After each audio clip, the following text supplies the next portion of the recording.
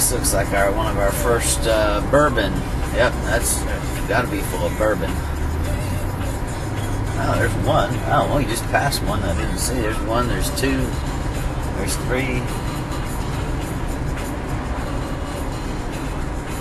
Bourbon tastings. Barton. Yeah, I guess I didn't really realize this is here. This is the Barton distributors. Which they make, they make $17.92, but they also make a lot of good well brands. They make more than just bourbon. So let's drive down here and see what we got.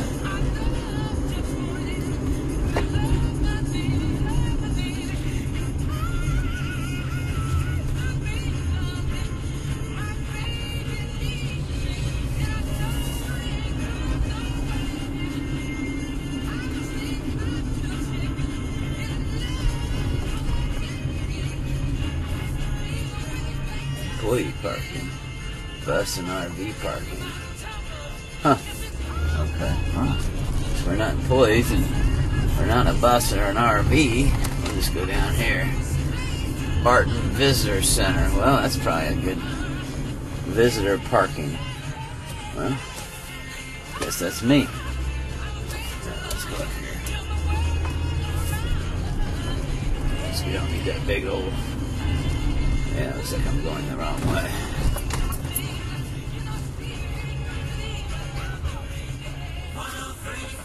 Okay. 1792 Distillery. So this one is the oldest out of three. Heaven Hill. And then Willett's going to be opening, which is on the other side of... What is Willett's? Willett Bourbon. That's been around probably since the late 1800s. And his great-great-grandson is actually going to start the distillery back up. I think he has already.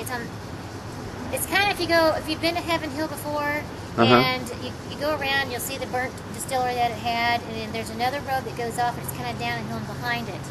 They're going to be building a bed and breakfast on there. Oh. So it's really nice. Sounds like it. I believe either that or the end of October before they'll start cooking again. So anyway. Well, when can you get the bourbon, though? 2 or 3 years from now? Yeah. It'll be about that long. Theirs may be a 5-year-old. It's typically bourbon after 2 years. But they may have a 5 or 6-year-old. But they've been working on it for a while. Okay. So, this distillery has been here since 1879. Tom Moore started making moonshine. Tom Moore started making moonshine here in 1879. So this part of the distillery that you see over here, the limestone in the bottom and the light colored brick, that's Tom Moore's original distillery. So he made moonshine here? Yeah, he did. Well, it's all moonshine. Well, right? Yeah. Well, so, I was thinking illegal moonshine at the time, probably. Well, yeah. Well, before 1920 is when Prohibition hit. There was 125 distilleries in Kentucky. Right. Upon that time. And then it was after Prohibition in 1934. The ones that are here today are the ones that survived out of all of those. Right. Either they were closed to Prohibition or they just closed or they said, forget this. Yeah, it's kind of rough after 14 years not being able to sell anything, Buffalo Trace, formerly known as Ancient Age, was the one that stayed open during the time. It's the oldest continuously operating distillery in America. Wow. Over 200 years old. It's beautiful if you haven't been there. Now, where is that It's in Frankfort, Kentucky. It's about a 2-hour drive conservatively. Speed-wise from here. Maybe a little bit less than that. It's really pretty. I'll have to check it out. Yeah. So, this one here, limestone is prominent in Kentucky. So, that's what gives us our iron-free filtered spring water, which is key ingredient in making the bourbon. So, this part here is well over 100 years old. The spring that you and I are going to walk around is the same spring that Tom Moore used when he was operating here. He has a little pipe that's wedged into the side of the hill. It's all rusted and dented up. But that's where the water came from. Still comes out of it. But we do not use that because of the capacity of water that we need to run today. We have 192 acres here. We have a spring-fed pond about 1.5 miles away from here that we pipe in and captured into our cement pond where it is there and it's aerated, and that's what we use to generate our steam. Is Jed and Ellie over there at the cement pond? Or? Yeah. He is. He's sitting right up there. Okay. And then that's what we use to cook with. But we use deionized water to cut our batches. Okay. So, 1934, Prohibition was ended. Tom Moore was getting ready to gear back up for cooking. 1937, he passed away. His family started renovating and still marketing his product all through here. It had some financial problems.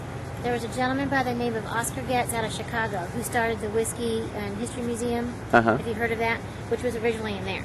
Okay. So it's now up in Spalding Hall in Bardstown, which is another museum that has all his collections that he had during the year. So he was a very, very wealthy man. He had wineries. He was a businessman, and he was a bourbon enthusiast. Heard about this place, and he came down and bought it. He and his brother-in-law. So they finished renovating everything. During that renovation in 1945, the still house and the mash trigger caught on fire, of course. And then he finished remodeling and replaced all the equipment. Everything that is used in here, as you'll see, has been here since 1946. Okay. So it's just maintained. Everything is still in here. If you were to go to remodel, you'd have to take everything out. Right. So we're going to go in and you'll get to see everything. It's really... Okay, so this is our tasting room. This is our tasting room. Okay. What I wanted to show you here is a little bit of historical pictures. Okay. This is inside here. There's Oscar Getz. Okay. This is in this room. Okay. And then this is our ribbon cutting. This is Ken. He's the one that's behind the 1792 recipe. And that's the cashier.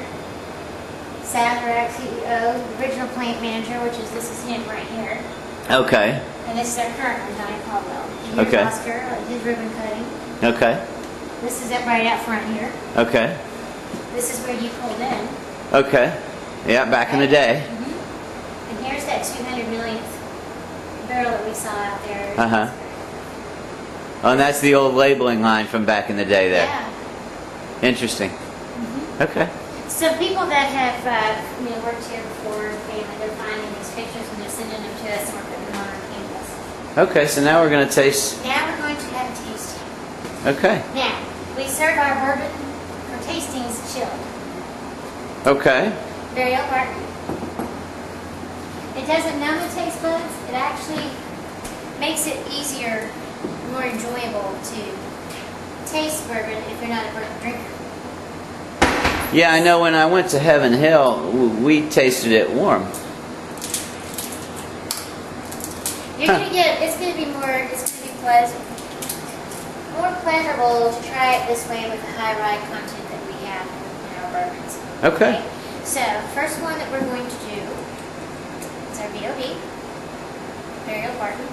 So, first thing you do is to smell this with your mouth open before you breathe in through your nose. Okay. And you're going to pick up some nice aromas, maybe some vanilla, some caramel. Okay. Step right up, and you can sample your very old Barton first. Okay, so this is very old. This is very old Barton. That's our 86 proof. It's our 6-year-old. Open your sinuses. Yes, it will. You'll feel it going down. It's warm. It moves to the back. It's a mild, dry bourbon. I can cut it with a couple of drops of water. No, that's really good. And it tones it down. It'll open up a little bit more, but it's nice. That's really good. It's a nice bourbon. For the price point, $13.75? yes, sir. For the price point that it is, it's wonderful. It's nice. And if you can imagine it with a few cubes of ice and let it kind of melt down a little bit. Awesome. I like it just the way it is. Okay, so now we're going to try some 1792? Yes. Now you hold that. Now, we're going to try 1792. This one is a higher rye content. Okay. Bourbon. It's aged longer, 8 to 10 years. Okay. It has a unique cork top, which makes it longer on the bottom line and slows. 1792 is the year that Kentucky became a Commonwealth. Lovely sound. Now, on the back of this, you want to kind of zoom in a little bit on this one. It shows a label on the back that describes Ken's notes. What he tasted out of that batch. It was Oh, and that's on every bottle. So when he opens every barrel, he makes those notes. Out of that particular batch. So this one was rich flavor, velvety, and out of the warehouse Z. So when I go to the liquor store, I can pick the different bottles out, and they're probably going to be different. There should be a different batch coming out pretty soon that'll have a different flavor label on it. Out of the warehouse Z. Okay. Not all batches are going to be rich in flavor. Right, right. Okay, didn't know that either. Now this one, this one has a wonderful aroma. I get vanilla right away. Nice burlap top as it pours against glass. You see the color, the legs on the bourbon as you swirl it around. And come up and we'll taste this one. And you smell it the same way as we just did on Okay, so now when bourbon. you do this, you can, I guess that's the body that's, You can see the legs on it, the color. oh, that's what you call it, legs? Mm-hmm. Now this has got a different smell. Uh-huh. I guess you can't smell vanilla. Yep. Everyone's different. I mean, whatever your palate is going to pick up, maybe some caramel. Now this one's spicier. It's going to have a longer finish, so hang on. It's going to linger a lot longer than B.O.B. and it has a stronger finish. A little spicy, but it's smooth. Yeah, it is. Like a spicy mint of some kind. I can't really We describe get some it. licorice. You're going to get some Maybe. licorice a little bit in the back. But in from it. mint, yeah.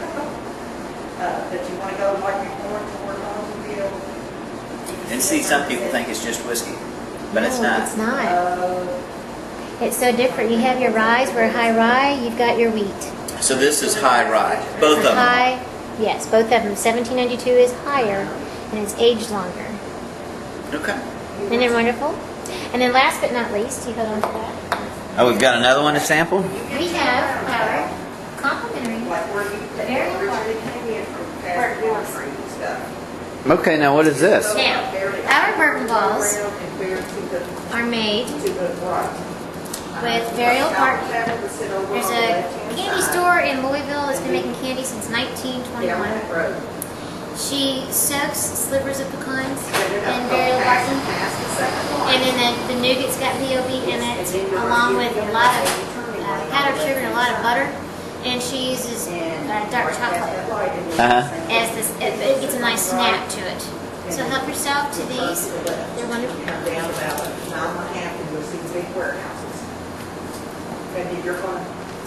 Yep. Very nice. Very good. With a little bit of a sip of bourbon in the afternoon. Okay. So that conducts our tours. Well, Joy, thank you very much for showing me around. I appreciate it. And now you're going to be on a star. YouTube. Yeah.